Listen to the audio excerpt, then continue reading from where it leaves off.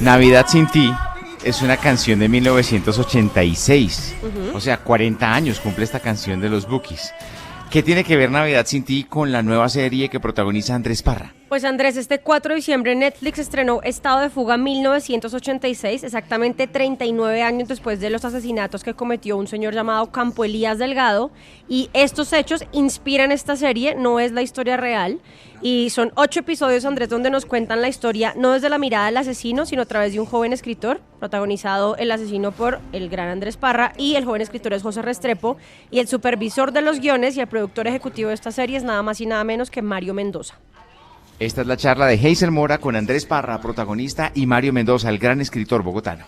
Andrés, comentabas que la idea del personaje al inicio era como no, esto era una persona loca que decidió o tenía esto como sociópata y decidió tomar esta decisión y ya, pero descubriste que había algo más allá, que hubo un momento de quiebre para entender mejor el personaje. ¿Qué fue o por dónde le llegaste a ese otro lugar al personaje? No, creo que tiene que ver con el concepto que yo tenía de que lo que iba a hacer era un asesino en serie y esa información más o menos la tenía clara.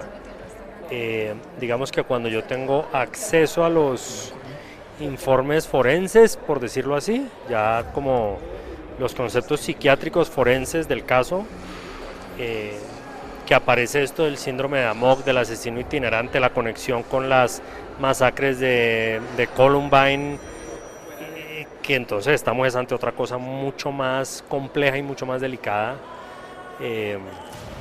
que es además un tipo de asesino relativamente nuevo.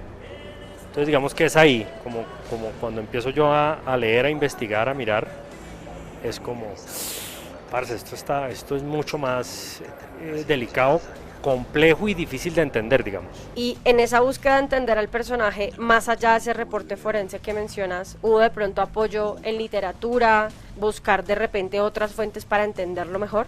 No, es que yo creo que la información forense a la que yo tuve acceso era tan amplia y tan rica para que eso era lo que tocaba leer. O sea, esa fue la línea. A mí me pasa eso, como que los personajes de alguna manera me dicen por dónde es que hay que buscar y yo me obsesioné fue con esos documentos y me quedé ahí.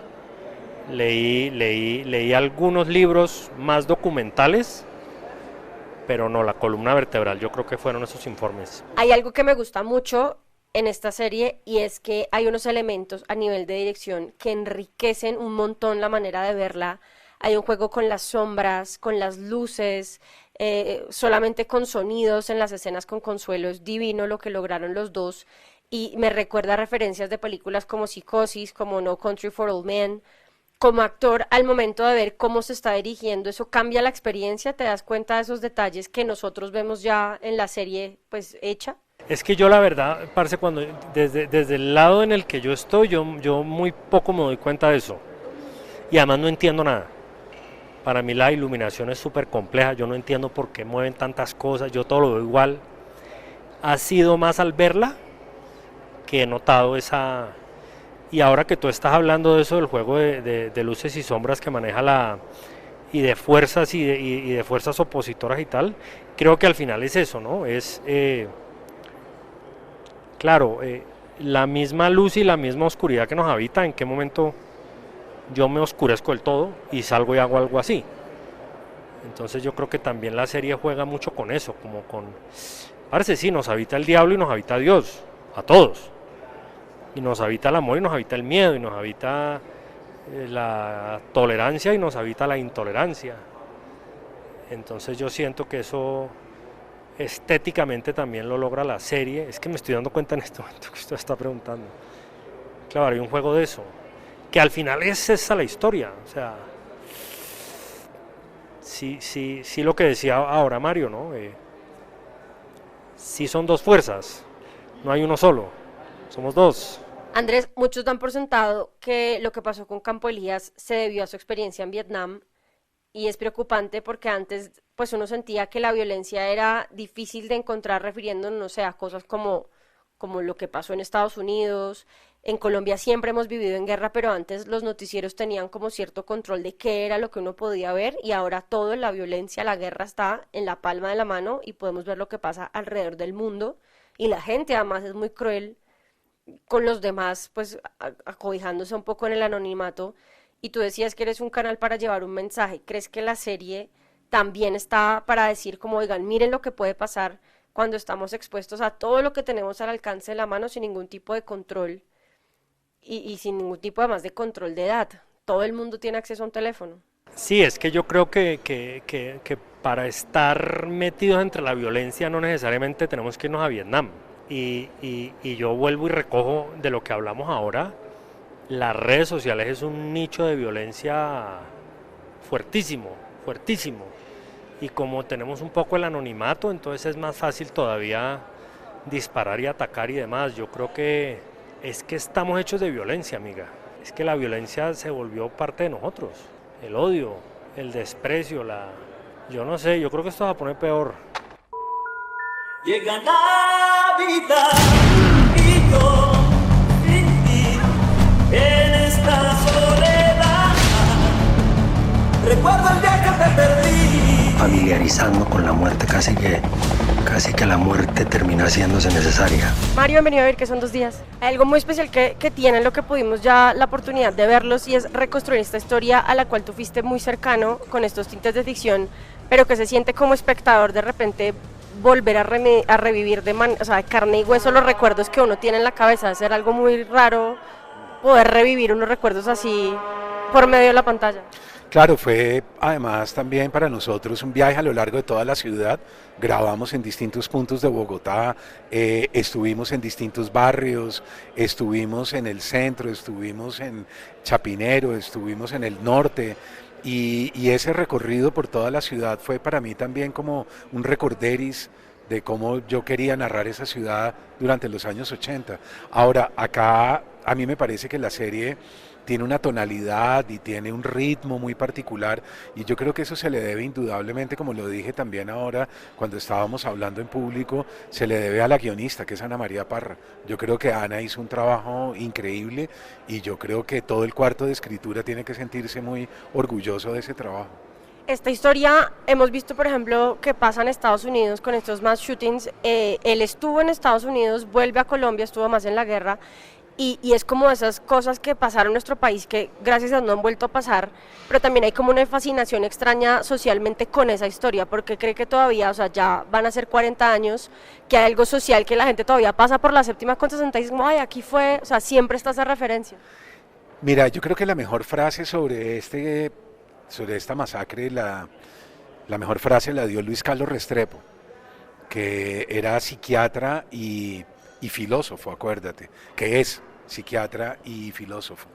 Y Luis Carlos dijo, en ese entonces, en la revista Semana, él sacó un artículo y dijo, Campo Elías no mata en Poseto porque haya estado en Vietnam, sino al revés, va a Vietnam porque ya es un asesino. Esa frase para mí fue el detonante de todo, y nosotros en el cuarto de escritura, cuando estábamos haciendo la serie, la recordamos todo el tiempo. Es decir, no termina haciendo lo que hace porque sea un tipo trastornado por la guerra. No, va a la guerra porque ya está trastornado por un país en el que ha vivido una serie de cosas. Eso me asusta más porque justo le mencionaba Andrés que la percepción social es que él va a la guerra y el estar tan cerca de y ver cosas de primera mano, pues vuelve y pasa lo que pasa, y le decía a Andrés como la preocupación de que ahora la guerra está al alcance de la mano. Vemos imágenes terribles en el celular, salen reels de niños, de bombas, de cosas que antes ni siquiera había una regulación en televisión, no. y decíamos como que... a mí el susto era que él haya ido a ver eso y volvió y ahora tenemos eso en la mano, es como, y tú dices, no, eso no fue el detonante, no fue el trigger. No, estamos mucho peor además, porque no solamente es que veamos la violencia, sino que hay una violencia en redes permanentemente, y ese nivel es demasiado alto, es exagerado, y es un nivel que tarde o temprano nos va a obligar a hacer un examen de conciencia y decir no podemos más, porque nosotros vamos en camino hacia unas elecciones en el 2026 y el país está muy convulso y el país está en un momento crítico y ya matamos a un candidato a la presidencia. En los años 86, 87 empieza toda la masacre de candidatos a, claro, no solo la Unión Patriótica, terminamos asesinando un candidato de centro como Luis Carlos Galán, terminamos asesinando gente de derecha como Álvaro Gómez y terminamos asesinando a una persona como el humorista Jaime Garzón, que es increíble cómo fuimos a matar a Garzón, cómo fue posible eso. Y ahora los índices de violencia van en aumento y estamos en un momento también muy difícil y muy convulso. Si no revisamos nuestra conducta, creo que en estos 6 meses vamos a tener muchas cosas que lamentar. Es importante que este tipo de series existan para que las personas tengan de repente un espejo. O sea, sabemos que lo que pasa y lo que vemos en televisión, en redes, en películas, tienen una opción de entretener, pero otras también tienen la labor de repente de ser un espejo y de decir, decíamos que estábamos como sociedad en estado de fuga en Colombia porque hemos estado viendo violencia desde que nacemos. Es importante que existan ese tipo de relatos dándole la vuelta al cuento, porque yo pensé que iba a ser como la historia de qué pasó con Campo Elías, pero me sorprendió un montón cuando empecé a ver la serie y dije, esto no es sobre eso. No, y fíjate bien, lo que acabas de decir es muy importante, porque nosotros somos hijos de gente maltratada, que a su vez son hijos de gente maltratada, y es una violencia que venimos heredando en cascada de una generación en otra. Y es muy posible que cuando llegue a nosotros se desborde. Entonces estamos en la obligación de contener, reflexionar, cambiar, girar, torcer. Yo espero que la serie sirva también para esa reflexión, porque como te digo, el país está en un momento muy difícil.